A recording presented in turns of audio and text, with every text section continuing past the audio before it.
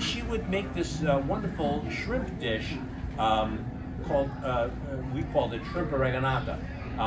Only because it had some oregano flavoring in it, but it's not particularly everything we ate had oregano in it, you know.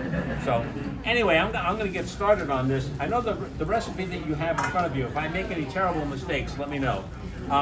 I think it says to spray the pan with pan. Is that what it must say?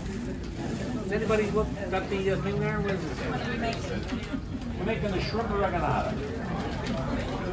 Oh, grease. That's what I'm going to do right now. I'm going to put some olive oil in the bottom of this pan. Well, they got the good stuff here.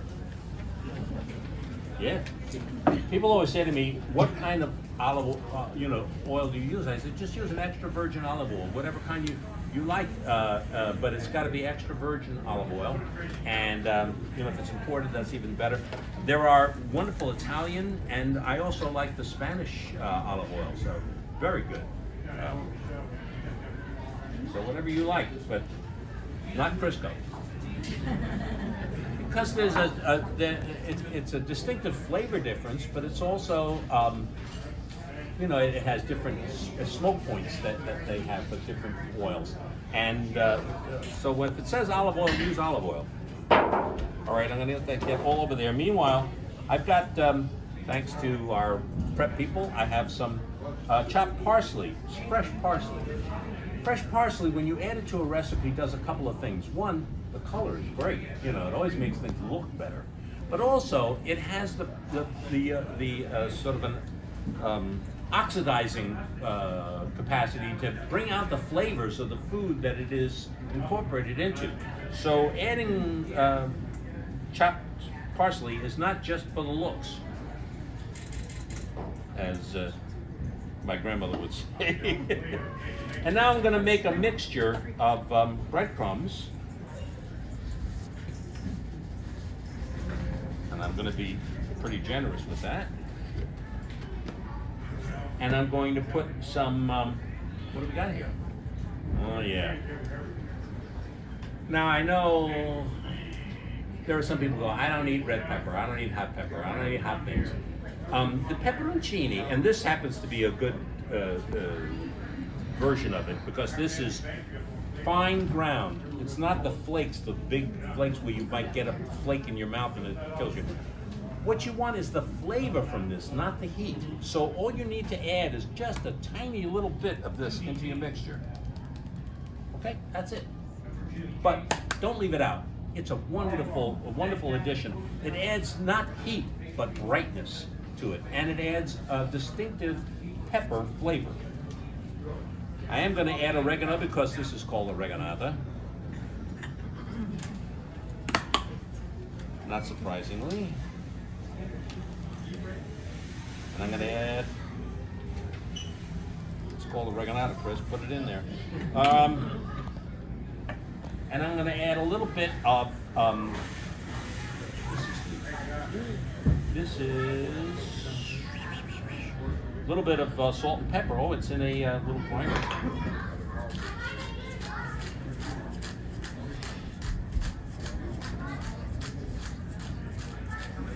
All right, put that in there, and then we're going to add, this calls for a little basil, a little crushed basil leaf, not fresh, dried. So I'm going to put that in there. Mix this around. Oh, you had measuring. I could have measured everything. Just like my gram, There were two things that my gram didn't have: cookbooks and measuring spoons. Didn't exist in our kitchen. I didn't get one until I moved into my own apartment. She just didn't believe in them. And when I refer to most of the cooking that was done in my house, I always refer to my gram because she did all of the sort of the main dish cooking. My mom was the dessert maker. On the When in Rome show, the last recipe is for my mother's biscotti di Regina. And they were named biscotti di Regina because it's the Queen's cookie, and or the cookie of the Queen. And they were referring to I guess, some Italian royalty. But now I think of that cookie as the cookie of the Queen, my mother. And she was a terrific baker. She had great pride in her baking, and I love to replicate her recipes. Okay, so now, I don't know if you could, we don't have an overhead. Where's my overhead camera? No. I get spoiled. I'm just gonna put a layer of this down in the pan.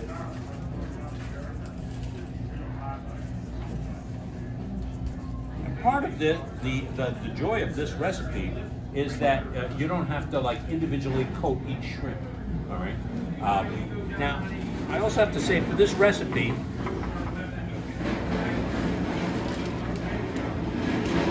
if my mother had only known, or my grandmother, peeled and deveined shrimp. Genius, right? You don't have to spend all day. But in honor of my grandmother, I have a couple of shrimp to show you what the peeling and deveining process is all about. It's not that it's hard, it's just that it's tedious. And so when you get a fresh shrimp like this, head off, although in Italy you can hardly find the shrimp with the head off. I think they like to look at it or something. You don't eat it. Anyway, you just pull the shell off, and then I like to take the tails off as well. So I just pinch down at the end and pull, and out comes the shrimp. Then you got to take a nice sharp knife, and you got to go along the back side of the shrimp. And then you open it up and you take out that vein that's in there. Sometimes there's nothing there, and other times it's distinctive like that. And then your shrimp is ready to be used. And I'm going to spread them out into this pan on top of the breadcrumbs.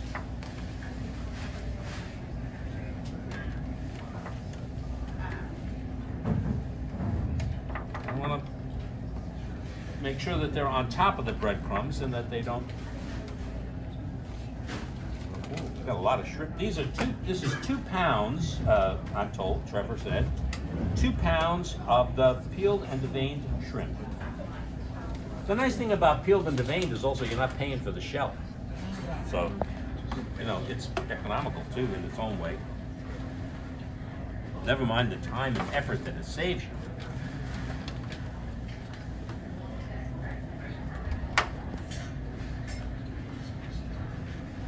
All right. No garlic? You know, that's a good point. No. No garlic. Actually, I have to say my grandmother rarely cooked with garlic. I have changed her recipes from time to time to include garlic, but even her Sunday sauce, she would put a piece of garlic in, and then before any company came, she would take it out, because she thought that garlic in your cooking labeled you as a lower class Italian. I don't know where this comes from. We were already Sicilian. How much lower could we get? Easy now. I know. All right. So now I've got the shrimp in there on top of the seasoned breadcrumbs, and now we're going to put the tomato sauce on. If you can get the jar open. This is usually my job at home. Now you could, obviously you could have your own homemade sauce, and I would use a fairly plain marinara type sauce, which is what this is a marinara sauce.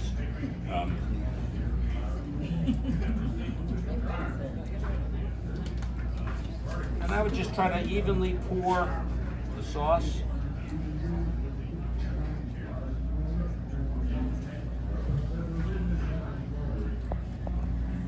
Over the shrimp. Make sure they're covered and you got some in the corners.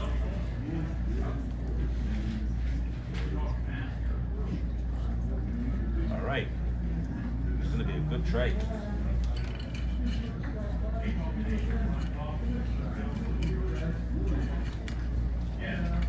Now, people always ask me, how many does that serve? I used to write the articles for Pittsburgh Magazine, and my editor would always, I would put the recipe in there. He'd say, how many servings? Well, that's really hard to say, because do you mean my brother? Because if he's there, it's one serving, all right? I just want to make it clear. So, how many would this serve? You could certainly serve 4 people if this was the only thing they were going to eat with a little pasta, on the side or something like that. But if you wanted to have this on a buffet table, probably 10 people could have a serving of 3 or 4 shrimp each. So you have to decide who's there, if it's my brother, or if it's your cousin, or how many each person is going to have. All right, now that's it. You notice how complicated this recipe is. Yeah, I like it too. So now I'm just going to generously sprinkle the remainder of this breadcrumb mixture on top of here.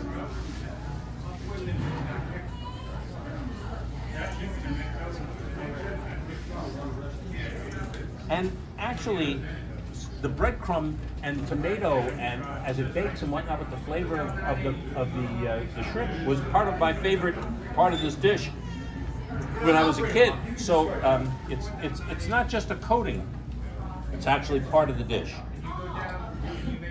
So don't be afraid. Can you guys see this in the back? You got to get a look at it right now. And then final step, we had olive oil on the bottom, we're going to have olive oil on the top. Because this is going to help it to brown.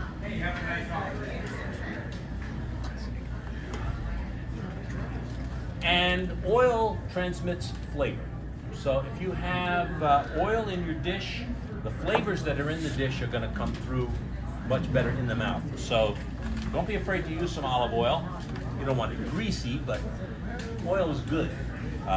We've been, all of these dietary concerns that we've had, you eat butter, you don't eat butter, oil is this, it's that. We only lived here like 90 or 100 years. That's it. That's all we got. So I always say have the butter.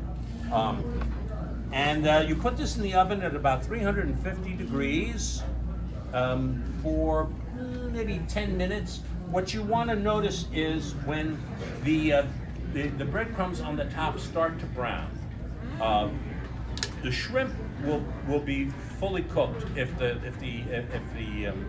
breadcrums are brown on the top. It'll be a little bit crinkly from the oil on top of that breadcrumb, and then you can eat this hot. You can eat it. It could sit out a while. It's still going to be delicious.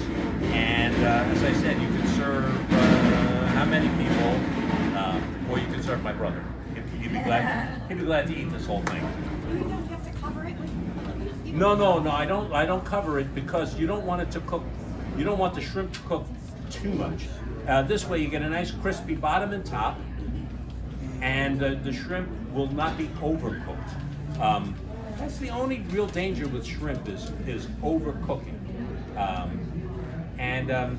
don't know. Is there some rule of thumb that you know of about shrimp?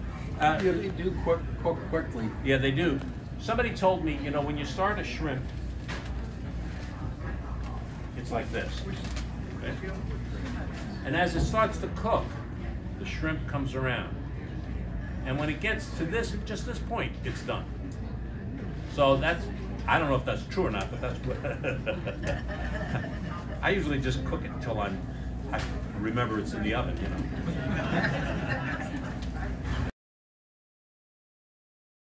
Shrimp is marketed and harvested throughout the world, marketed in various forms.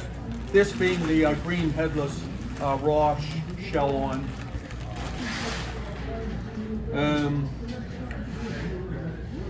Smelts. Smelts is a big, large selling items, fresh lake and ocean smelts. Squid or calamari. Squid is a animal that's worldwide, primarily the Atlantic and the Pacific. The squid, which is marketed in various forms. This is the whole squid. This is the Atlantic whole squid, and we sell the squid in various forms, both fresh and frozen. The frozen is cleaned in rings and tentacles and tubes. This is the whole animal, as you can see. This is how it swims with these. This is its eyes, its tentacles, and there's a beak. There's a beak inside here that looks like a parrot beak that's inside the, which you can't see. And this is to clean this properly. You remove the head and the tentacles. There's a pen inside, a plastic pen, PEN, that's inside its body that you remove. And then wash it and cut it to your liking. Fresh Atlantic squid. It's a very interesting animal. They can camouflage themselves, turn various iridescent or fluorescent colors in the water. I have to say, I remember my grandmother. I mean, I have this picture of her standing at the sink for like an hour cleaning squid and taking the tube out that you said. But it was easier in some way. To me, it looked less painful than cleaning a whole fish, getting all the bones out of the fish or whatever. Because she just took the beak out, and actually she had a shortcut. she would cut the head off that had the beak in it and throw it away. You know, so she didn't bother with that. And then she had the tentacles, and then she had the long body, because she pulled that skin off, the outer skin. Okay. So that was just the pure white tube was the back end of it. And then she would chop that up into rings. And I saw down in the freezer, you have them all ready. You can get them rings and tentacles, or just the rings if if you're squeamish about the tentacles. And the rings, you can tell your kids that they're onion rings, you know. Oh, Dad, this tastes a little fishy. Yeah, some onion rings are like that, you know. But it's great. It's a great seafood. These are the smelts. Thank you. These are the fresh smelts. As I said, we market both the lake and the ocean smelts. Ocean smelts being the larger one. This is an ocean. And there's various ways to prepare these. Flour and pan fry them in the crispy breading. And you eat the whole thing. The bone is edible inside also. Lake smelts. Another big one is the salt cod, which is bacala. We sell, this is the salt cod. This comes from Canada, and it's the choice cod. It's skinless and boneless, very heavily salted, which was in the 16th and 17th century and 18th century, they preserved their fish by salting them heavily, so in order to accommodate them on the ships. And this is prepared in various ways.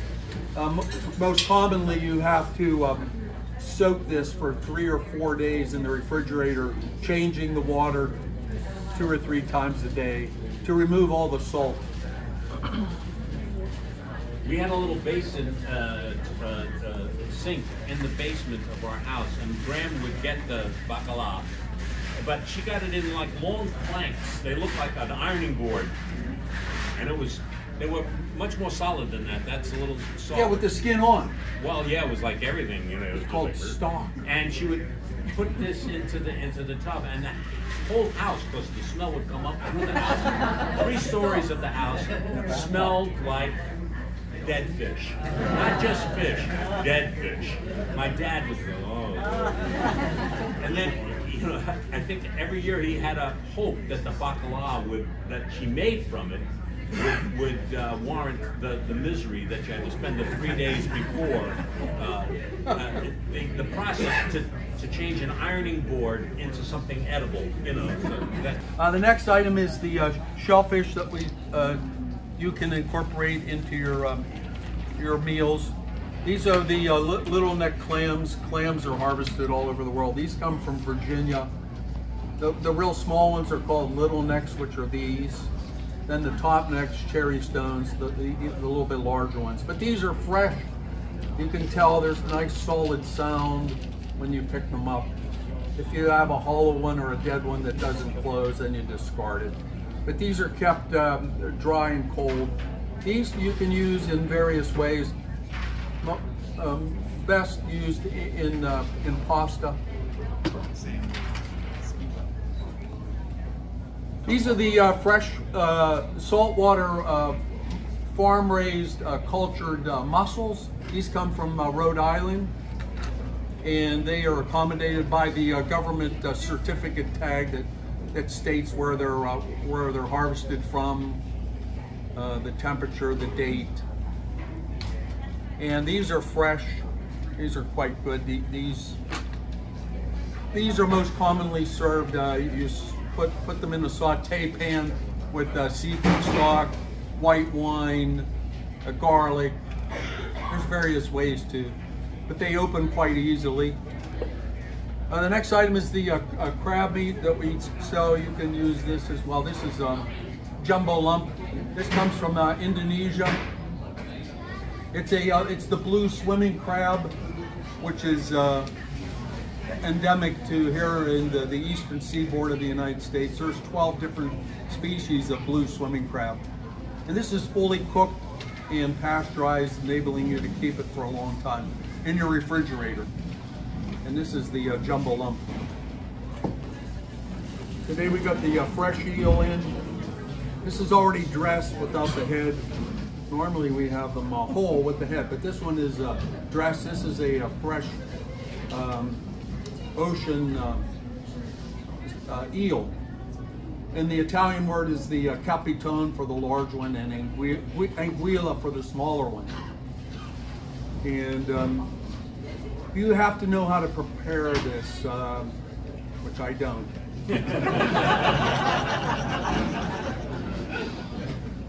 It's quite bony. And to say it's an acquired taste, I think. But I know that there are some Italian families where the tradition for having that at the meal is really strong and important for them to have it. There's a good recipe for it here in your collection of recipes. Correct. Yeah. So if you wanted to try it, but actually I would try it before you're gonna have it, as part of a whole big meal or whatever. One of my thoughts on if you want to serve the seafood for the 7 fishes would be, it's the last recipe the last recipe on the last page, called Chef John's Brazilian fish stew, which my wife and I prepared. It was quite good. It incorporates lobster tail, langostino, shrimp, scallops, Chilean sea bass or cod, and coconut milk is part of the recipe. It was quite good if you want to serve that with rice. You can get your 7 fishes in one pot. Yeah.